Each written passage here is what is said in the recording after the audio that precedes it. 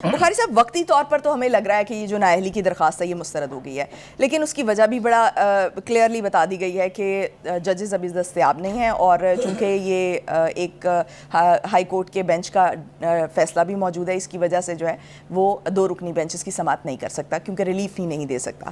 تو کیا اس کیس میں جب یہ فیوچر میں نیئر فیوچر یہ دوبارہ کیس سنا جائے گا تو کیا اس کیس میں عمران خان کو ریلیف ملنے کی توقع ہے کوئی؟ دیکھیے، دو تین مختلف انداز سے اس پوری صورتحال کا تجزیہ کیا جا سکتا ہے۔ پہلی بات تو یہ ہے کہ اس انکار کے بعد جو خان صاحب ہیں ان کا اس موجودہ جو اس وقت آن گوئنگ الیکٹرل پروسیس ہے اس میں سے تو ان کی چھٹی ہو گئی ہے۔ یعنی جو الیکشن ہونے جا رہے ہیں 8 فروری کو وہ اب نہیں لڑ سکتے، اس لیے کہ جب تک ان کی سزا معطل نہیں ہوتی ہے اس وقت تک وہ نااہل ہیں۔ یعنی نااہلی ان کی جو ہے وہ ان کے راستے کی سب سے بڑی رکاوٹ ہے کہ وہ الیکٹرل پروسیس کا حصہ نہیں بن سکتے۔ لیکن یہ جو اس وقت جو نا امیدی کی فضا ہم دیکھ رہے ہیں اس حوالے سے، اس کے پیچھے جو پس منظر ہے وہ یہ ہے کہ حال ہی میں سپریم کورٹ کے ایک 3 رکنی بینچ نے اتنا بڑا ریلیف دیا تھا کہ پی ٹی آئی کی تمام لیڈرشپ کی اور اس کے تمام فالوورز کی اور عمران خان صاحب کے سارے جو یعنی جو کلٹ کا کراؤڈ ہے ان کی یہ توقع تھی کہ اب جو بھی معاملہ سپریم کورٹ میں جائے گا کھٹاک سے وہ ریلیف لے کے واپس آ جائیں گے۔ ان امیدوں کے اوپر پانی پھر گیا ہے، اس لیے کہ 2 ٹوک انداز میں وہی جسٹس عطر من اللہ صاحب جنہوں نے کہا تھا کہ وہ معصوم ہیں اور ان کو آزادی حاصل ہونی چاہیے کہ وہ الیکشن لڑ سکیں، انہوں نے کہا کہ بھائی صاحب یہ آپ کا کام ممکن نہیں ہے، اس لیے کہ آپ کو پتہ ہے کہ وہ جو چھٹیاں ہوتی ہیں دسمبر کی اس میں موسٹلی سارے ججز نہیں تو اکثریت ان کی جو ہے وہ باہر چلی جاتی ہے۔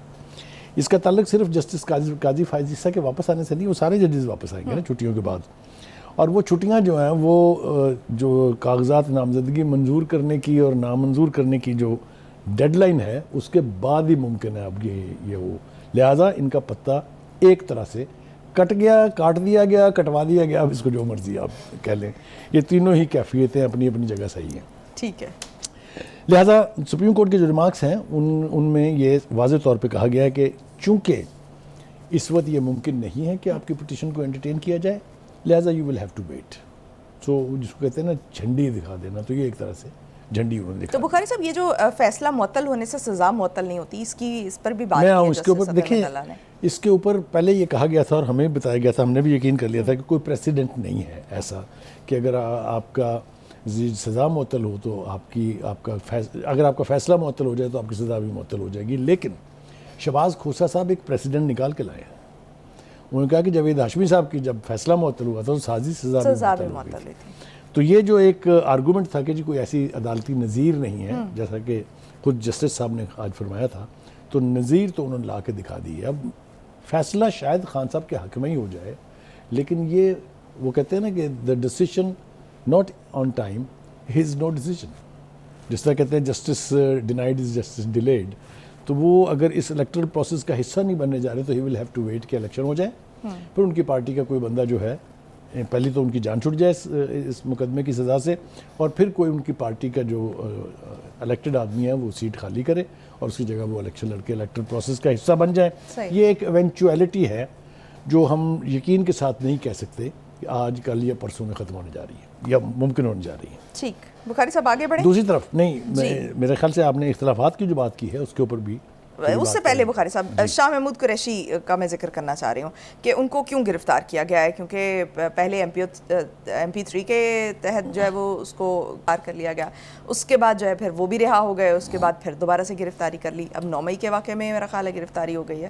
آپ ایک بات جو میں بار بار کر رہا ہوں پچھلے پروگراموں میں، اس کو دانستہ بھول جاتی ہیں، اب مجھے یہ لگ رہا ہے کہ آپ جان بوجھ کے بھولتی ہیں اس کو۔ وہ یہ ہے کہ کوئی بھی جماعت ہو، یہ تو PTI ہے نا، کوئی بھی پارٹی پاکستان کی ہوتی، وہ 9 مئی کی گٹھڑی سر پہ اٹھا کے ہر چیز ان کے حق میں ہونے کی توقع نہیں رکھ سکتی۔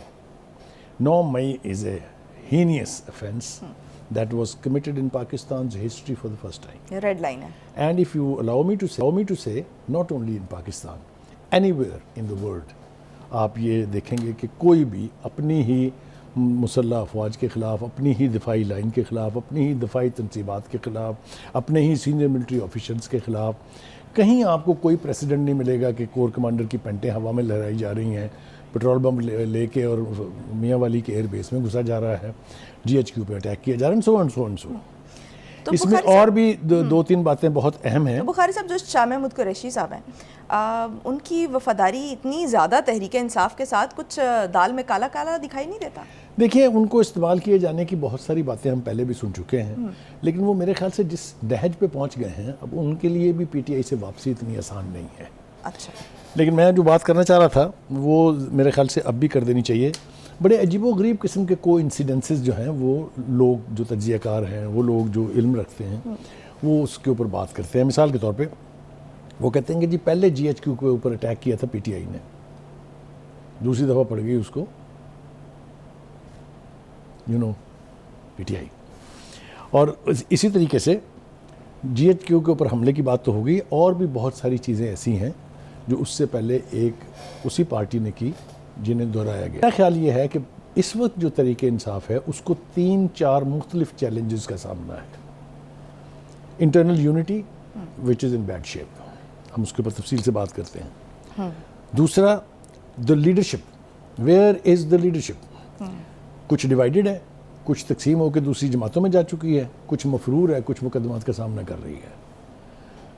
क्या PTI के पास उस नौयत की लीडरशिप अब पीछे मौजूद है जो किसी पार्टी को इलेक्टरल प्रोसेस में कामयाबी दिला सके या कामयाब तरीके से, अच्छे तरीके से इलेक्शन लड़ने के अहल बना सके? The answer is no. मैं उसके ऊपर भी तफसील से बात करते हैं। थर्ड मोस्ट इम्पॉर्टेंट, कि जो लोग अब पार्टी के टिकट के ऊपर इलेक्शन लड़ेंगे, do they have their constituencies? मिसाल के तौर पे हमें बताया गया कि जी 60 to 70% टिकट्स जो हैं वो वकला को दिए जाएंगे।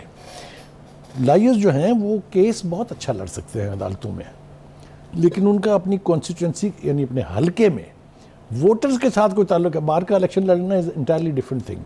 एक्सरसाइज वो भी सीरियस है, लेकिन if you don't have the experience to bring the voter out of their homes to the polling station, make them cast their vote and then drop them back home, it's a science।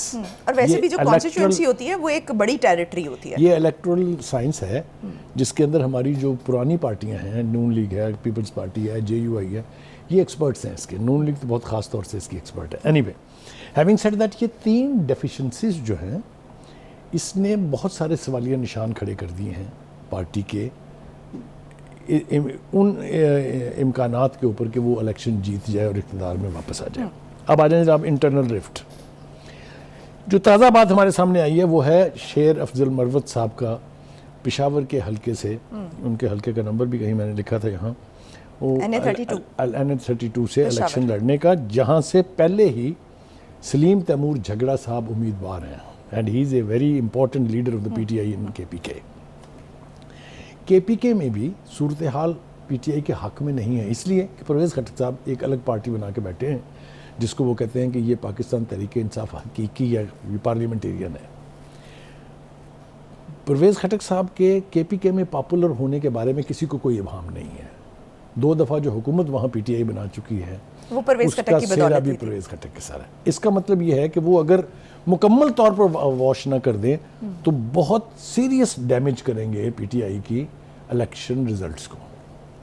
लेकिन वहाँ पे खान साहब भी बहुत popular हैं। मैंने कहा ना, खान साहब पॉपुलर, देखिए 2 तरह की पॉपुलैरिटी है ना। एक ये कि you are popular across the world, अब तो पूरी दुनिया में पॉपुलर है ना, because you were A cricket hero, because you have been the prime minister of Pakistan, because you launched a party which has a different ideology and everything, but that doesn't mean all of them are your voters. तो जो KPK में आपने election जीता था उसमें आपकी popularity एक तरफ, और जो लोग थे जिन्होंने कॉन्स्टिट्यूंसीज में जाके वोट लिया, जिन्होंने क़यादत की उस पूरी कैंपेन की, उनका क्रेडिट आप डिनाई नहीं कर सकते उनको। ठीक है जी, ठीक। दूसरी तरफ जो एक और इम्पोर्टेंट बात है उस तरफ भी इशारा करना बहुत ज़रूरी है। शाह महमूद कुरैशी साहब जिनकी गिरफ्तारी का आपने जिक्र किया, देखिए उनकी गिरफ्तारी की 2-3 वजूहात हैं। पहली बात तो ये है कि वो सीनियर चेयरमैन है, सीनियर वाइस चेयरमैन है अपनी पार्टी के, और ऑब्वियसली उनकी लॉयल्टी जो है खान साहब के साथ, उसके बारे में कोई 2 राय नहीं है, अगरचे कि खान साहब को खुद इस पर डाउट है रहा है। खैर वो अभी चूँकि सामने नहीं आया है इसलिए उसके ऊपर बात नहीं हो सकती। लिहाजा ان کی شامت آنے کی وجوہات تو ان کا اپنا سٹانس ہے، ان کی اپنی لائلٹی ہے ٹو خان صاحب، اور میں بالکل کنوکشن کے ساتھ یہ سمجھتا ہوں کہ اسٹیبلشمنٹ چاہے جتنا مرضی کہے وی آر اے پولیٹیکل، چاہے جتنا مرضی کہے ہم چاہتے ہیں کہ غیر جانبدارانہ شفاف الیکشن ہو جائے، لیکن یہ کہنا کیٹیگوریکلی کہ ان کا کوئی رول نہیں ہے الیکٹرل پروسیس میں، یہ نہ میں نے پہلے کبھی مانا ہے نہ میں آج ماننے کے لیے تو تیار ہوں۔ بخاری صاحب یہ قریشی صاحب کی لائلٹی ہے یا جو لیڈرشپ پہ آپ نے بات کی کہ لیڈرشپ لیک کرتی ہے، تو وہ یہ دیکھ رہے ہیں کہیں نہ کہیں، کیونکہ مجھے ہوئے سیاستدان بھی ہیں، تو وہ یہ فورس ہی کر رہے ہیں کہ اس پارٹی کو کسی نہ کسی پوائنٹ پر لیڈرشپ کی ضرورت پڑے گی اور میں یہ پارٹی سنبھال سکتا ہوں؟ دیکھیے یہ بخار ان کو بہت پہلے سے تھا، لیکن یہ ٹرائی ہو چکا ہے۔ دو تین نام میں جلدی سے آپ کے سامنے لے دیتا ہوں۔ ایک تو شاہ محمود قریشی صاحب، ان کو جب سینئر وائس چیئرمین بنایا گیا تو ایک وقت میں انہوں نے پریس کانفرنس کر کے کہا کہ اب چونکہ خان صاحب جیل میں چلے گئے لہذا پارٹی میں چلاؤں گا، لیکن ان کے کہنے کے اوپر پارٹی کی ایک میٹنگ بھی نہیں ہوئی۔ اس کے بعد جناب جب ضم ہوئی کاف لیگ بیچ میں تو پتہ چلا کہ ایک نئے پریزیڈنٹ بن گئے ہیں پارٹی کے، اور وہ ہیں چودھری پرویز الہی صاحب، ان کے کہنے پر بھی کوئی ایک میٹنگ نہیں ہوئی ہے۔ تو اس پارٹی کی یہ خوبی کہہ لیجئے یا خامی کہہ لیجئے، they listen only to Mahatma Khan, no one else, ٹھیک ہے جی۔ پاور ڈیلیگیٹ نہیں ہوتی اس پارٹی میں۔ دوسرا ایک اور چیلنج جو شاہ محمود قریشی صاحب کو ہے، ہم نے صاحب کی بات کی، آپ کو پتہ ہے جاوید ہاشمی صاحب کی بھی ہسٹری بڑی چیکرڈ ہے۔ وہ پہلے نون لیگ میں تھے، پھر وہ وہاں سے پی ٹی آئی میں شامل ہو گئے، پھر وہاں سینئر پریزیڈنٹ کا عہدہ چھوڑ کے واپس آ گئے، پھر نون لیگ میں دوبارہ شامل ہو گئے۔ نون لیگ نے ان کو ایک بزرگ سیاستدان کا سٹیٹس تو دے دیا، لیکن انتخابی پالیٹکس سے ان کو ذرا پرے رکھا۔ پھر انہوں نے کوشش کی کہ اپنے لیے اور اپنی بیٹی کے لیے ٹکٹ حاصل کر سکیں، اس میں ناکامی ہوئی ان کو پچھلے الیکشن میں 2018 کی بات کر رہا ہوں میں۔ اب پھر انہوں نے کہا کہ جی میں شاہ محمود قریشی کے حلقے سے ان کے خلاف الیکشن لڑوں گا۔ یہ بھی نئی بات نہیں ہے، یعنی بٹوین شاہ محمود قریشی اینڈ جاوید ہاشمی یہ اتصل پرانی ہے، یہ الیکٹرل مقابلہ جو ہے ہمیشہ سے ہوتا رہا ہے۔ لیکن ہاشمی صاحب کا جو ڈیلیما ہے وہ یہ ہے کہ وہ کتاب تو انہوں نے لکھ دی کہ میں باغی ہوں، اور بغاوت کرنے کی کوشش بھی وہ کرتے رہتے ہیں، لیکن وہ اس میں ان کو کامیابی میسر نہیں آئی ہے، پوری طرح سے باغی نہیں ہو پائے۔ ہاں وہ پوری طرح سے باغی نہیں ہو پائے، یا یوں سمجھ لیں کہ پوری طرح سے ان کو باغی ہونے نہیں دیا گیا۔ ان کی کتاب جو ہے اس کا ابھی ہم پروگرام سے پہلے ڈسکس کر رہے تھے